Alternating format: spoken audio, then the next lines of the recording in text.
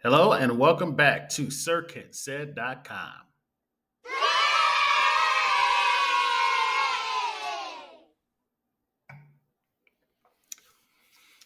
To say that this show is arguably not one of the best shows this year as far as TV goes is an understatement.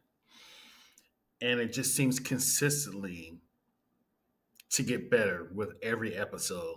And comparing it to a Japanese Game of Thrones is not a stretch of the imagination by any means.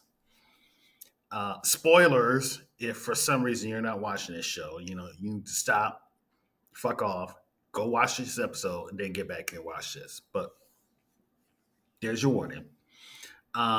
This episode dealt with Toranaga having to come to the harsh realization that in order to carry out his plans, he gonna need a little bit of help. Seeing how like half his fucking army and most of his village are just decimated by a giant fucking earthquake. So he calls his brother, who rolls into town like Rick James or somebody like that, and he busts his balls like brothers do, and he shows them where the hot spring is, and they start drinking, and it comes out that his own brother was approached by the council. And not just approached by the council, but offered that fifth seat that Toranaga gave up. And he took it because not only is he a motherfucker, but he wants Toranaga's town, which was promised to him. And they proceed to cut off every access and egress into the town. And he gives him a letter from the council requesting his audience and to be escorted there. Of course, Toranaga says, why don't you give me till tomorrow night? Think on this. It's like, cool, but y'all ain't going nowhere. And you can't fight because you ain't got enough men left. So, yeah, that's fucked up. So, and I'm going to make this argument, and I want to hear about it in the comments. Because this boy Yoshi did what any son would have done. The absolute stupidest thing ever.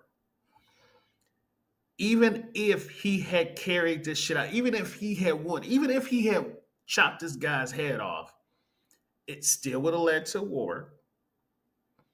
It still would have led to him and his father and everybody in the village being killed. But goddamn it, any son that I know I would have had a couple of shots, got a couple of boys together, been like, yo, we're gonna roll on this food. And we'd have had the hoe in on it because she was in on it. And she's like, yo, mom, why not go grab some sex toys and bump this party up? And he's like, yeet.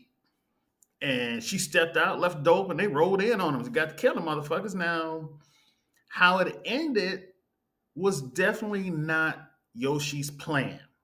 And if you see the episode, you know exactly how I mean, because that was just fucked up. But any son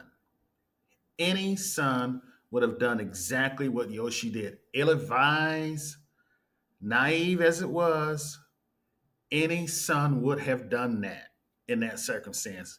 And you can't tell me, looking at you right now, that you would have done the same dumbass thing and maybe not have what happened to him happen to you. But this show is just the shit. It is the shiznit, and it just keeps getting better. And I wish I could squeeze another season out of it, but I doubt it. So, yeah, this is just another great episode, and I cannot wait to see what happens next week. But I don't think Toranaga is going to go quietly into that great night. Not once he finds out what happens to his son, especially if his brother comes out talking shit about the whole thing. Those are my thoughts, and I see you on the other side.